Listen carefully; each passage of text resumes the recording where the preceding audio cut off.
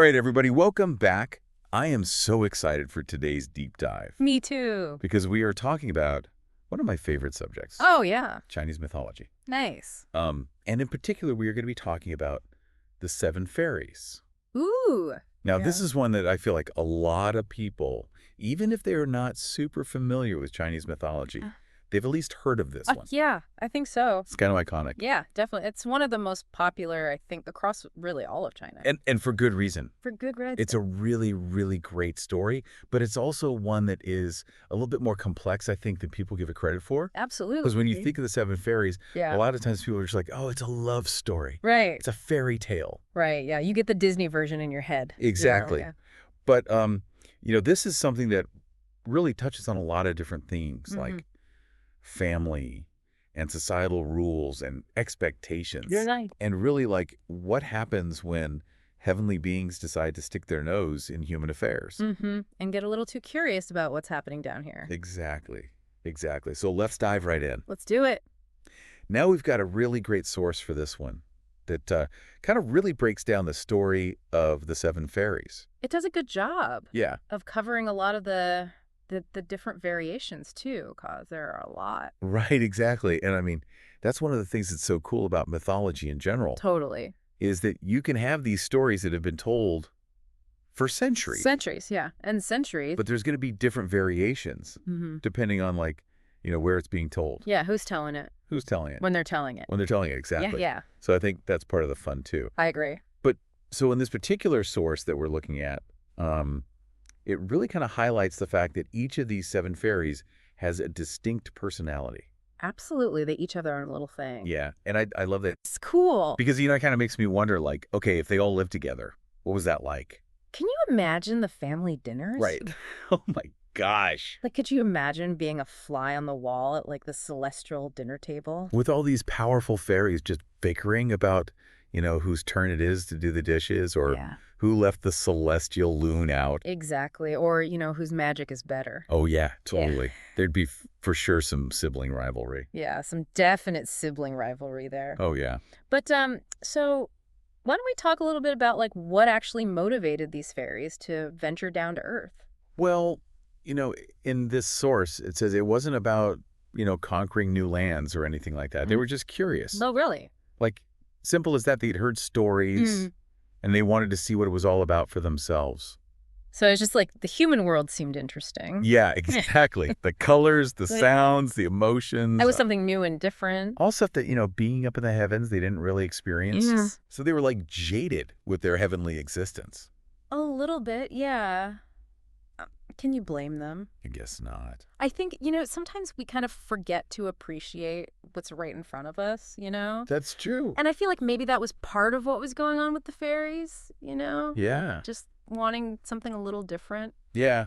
I mean, we all get that feeling sometimes. Totally. Where you're just like, I just want to try something different. Yeah. I want to do something different. Yeah. I want to go somewhere different. I want to eat something different. Yeah. Exactly. Exactly. So I can kind of relate to the fairies in that sense. Oh, for sure. But, obviously for them, it's a little bit more risky. Oh, yeah. Because they're literally risking their celestial status to come down here. Breaking all the rules. Exactly. Yeah. So if you were in their shoes, what do you think would tempt you? Oh, that's a good question. Like if you were a fairy, what would be so enticing about the human world that you'd be willing to, like, risk everything? Well, let me think about that for a second. Yeah. I mean, honestly, I think it'd be the food. Really? Yeah. I just think about all the amazing things that we get to eat down here. That's true. And I'm imagining that celestial food is probably pretty bland. It's probably like, ambrosia or something. Yeah, exactly. Clouds and light. Yeah. No thanks. I think I'd be more interested in, like, human music. Ooh, that's a good one. Because, we've got such a variety of music down here. And you have to think, like, they're probably listening to, like, harps and stuff up there. Yeah, exactly, like angelic choirs. Yeah, exactly. Yeah. Well, so boring. Yeah, but down here it's like, rock and roll and jazz and hip hop and all the good stuff. Yeah. Yeah. So that would definitely be tempting. For sure. Okay, so let's talk a little bit about, like, the consequences of their actions. Right, because there are always consequences. Yeah. Because obviously, they can't just waltz down to Earth and expect there to be, no repercussions. No, the heavenly rules are pretty clear. Yeah. And our source actually mentions that, this story dates back to the Han Dynasty, Oh, which is crazy to think about. that's ancient. Yeah. We're talking like over 2,000 years old. Yeah. So this story's been around for a really long time. Yeah. Um, but so the source mentions that, the fairies' actions violate these heavenly laws. Absolutely. And there are some pretty serious consequences that they face. Yeah, it's not a slap on the wrist kind of thing. No. It's a big deal. It's a big deal. And it makes you think about those bigger themes, Yeah. like duty versus desire, Oh, yeah. societal expectations versus personal freedom. I mean, those are things that are still relevant today. Oh, absolutely. We all struggle with that. Like We do. trying to balance what we're supposed to do with what we want to do. For sure. So it's interesting to see those themes playing out in a story that's thousands of years old. And what I find fascinating is how the story has been retold and reinterpreted over all those years. Right. Like each generation kind of finds their own meaning in it Yeah. and your own way of telling it, through plays, through operas, through movies. Yeah. It just keeps evolving. It's like a living story. It really is. Yeah. Okay, so before we move on, I want to go back to something you mentioned earlier Okay. about the fairies, each having their own personalities and motivations. Right. Now, the source that we're looking at actually suggests that not all the sisters were totally on board with this whole earthly adventure. Ooh, that's a good point. Yeah, like it kind of hints that there was some tension among them. Mm-hmm. Like some of them were probably a little bit more hesitant. Yeah, probably worried about getting in trouble, Exactly. which is understandable. Yeah, and so I'm curious, like, do you think there was like, a fairy equivalent of like a fun aunt Ooh. who was like egging them on? Like the instigator? Yeah. Oh, I bet there was. I bet there was one who was just like, girls, you only live once. Yeah. Let's go have some fun. Let's break some rules. Exactly. Exactly. So, yeah, I think it's safe to say there were probably some different opinions Oh, yeah. among the sisters That's about about- whether this was a good idea or not. Yeah, and that just makes it all the more interesting to me Me too. because it makes them feel more real. Oh, for sure. Like they're not just these perfect celestial beings. Yeah. They're actually like, individuals with their own thoughts and feelings and desires. Exactly. They have flaws. Yeah. They make mistakes. They make bad decisions. They get into arguments. Exactly. Just like the rest of us. Just like the rest of us. Which I think makes them relatable, Yeah. Even though they're these magical beings, Yeah. we can still see ourselves in them a little bit. Okay, so we can't talk about the Seven Fairies without talking about the most famous part of the story. Oh, yeah, the romance. Yeah, the romance. The love story. The forbidden love story between the seventh fairy and a mortal named Cowherd. Classic. I mean, this is like the heart of the story. It is. And our source really does a great job of like painting Cowherd in this really positive light. He's a good guy. Yeah, like he's hardworking, he's kind-hearted. A real stand-up guy. Yeah, he's like the ideal partner. Definitely husband material, at least according to the story. Exactly. We don't know what he was really like. Right, we don't know all the details. But yeah, the source makes him out to be a really good guy. And so it's like you're reading this and you're just like rooting for them. You want them to be together. Yeah. I'm like, come on, guys, make it work. You're like defying the heavens. Yeah. Like, break the rules. But deep down, it's not going to work out. Yeah, it's a forbidden romance. It's a tragedy waiting to happen. And that's what makes it so heartbreaking. It is. Because they're eventually forced apart. They are. Separated by heavenly decree. Yeah, and our source really emphasizes like the bittersweet nature of their love story. It's not a happy ending. No, it's not. But I think it's a realistic one in a lot of ways, What do you mean?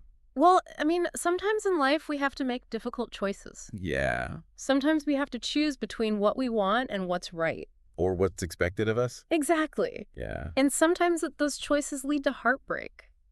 That's true. But I think that's just part of being human, Yeah. I mean, it's definitely a story that makes you think It does. about those big questions. About love, about sacrifice, about duty. Yeah. It's pretty deep stuff. It is. And it's also interesting because, not every version of the story focuses on like the sacrifice aspect. Like some versions are a little bit more rebellious, Yeah. a little bit more like, sticking it to the man. Exactly. And our source actually touches on that a little bit. It's kind of like, emphasizes the fairies' rebellious spirit Mm-hmm. and their courage to defy the rules. Yeah, they wanted to experience life on their own terms. Yeah. Consequences be damned. Exactly. Which is kind of cool. It is kind of cool. You know, it's like they're saying, we're not going to let anyone tell us what to do. Yeah. We're going to make our own choices. We're going to live our own lives. Exactly. And if that means breaking a few rules, well, so be it. So it's not always about duty. Right. It's also about, like, you know, the human spirit's yearning for exploration and experience. That's a great point. And you know what? I think that's one of the reasons why this myth has endured for so long. I agree. Because it speaks to that universal desire Mm-hmm. for something more. Yeah. For something outside of our everyday reality. That yearning for the unknown. Exactly. And I think that's something that we can all relate to. Oh, absolutely. Whether we're fairies or humans. For sure. You know, we all have those moments where we're just like, I want to try something new. Yeah. I want to experience something different. Break out of the routine. Exactly. Yeah. And so I think that's why the story of the Seven Fairies continues to resonate with audiences. It's timeless. Yeah. And it's constantly being reinterpreted. Yeah. You know, like you mentioned earlier, there are plays, operas, movies, novels, Yeah. all based on this story. It's like a never-ending source of inspiration. It really is. So before we wrap things up, I want to pose a question to you Okay. and to all of our listeners out there. Hit us with it. If you were one of the Seven Fairies, what aspect of human life would intrigue you the most? Ooh, that's a good one. You know what would be worth risking your celestial status for? What would I risk it all for? Yeah. I think for me, it would be the relationships. Really? Yeah, I think the bonds that humans form with each other. Like family and friends and Yeah, all of it. romantic relationships. Yeah, the whole spectrum of human connection. That's really beautiful. It is, and I think it's something that's really special about being human. You know, we have this capacity to love and to care for each other in a way that I don't think any other species can. That's a really great answer. So yeah, that's what I would risk it all for. I love that. How about you? You know, I think I'd be really interested in human creativity Ooh, interesting. because, you know, we could create so much art and music and literature. Yeah, all forms of expression. Yeah, and I think that's really fascinating. It is. It's like we have this need to create, Yeah. to leave our mark on the world. To express ourselves. Exactly. And I think that's something that would really appeal to me as a fairy. Yeah, I can see that. So yeah, human creativity would be my downfall. I love it. What about you, listeners? Yeah. What would you risk it all for? Think about that. Let us know. Yeah. Because, you know, the real power of myths like this one Mm. is that they make us reflect on our own lives, Yeah. our own desires. Our own values. Exactly. So I encourage everyone to go out there and explore different versions of the Seven Fairies. Yeah, see what speaks to you. See which one resonates with you the most. And see what unique insights you can glean from this age-old story. Because I guarantee you'll find something that will surprise you Absolutely. and that will make you think. For sure. So thank you, everyone, for joining us on this deep dive. Thanks for listening. And we'll see you next time. See you later.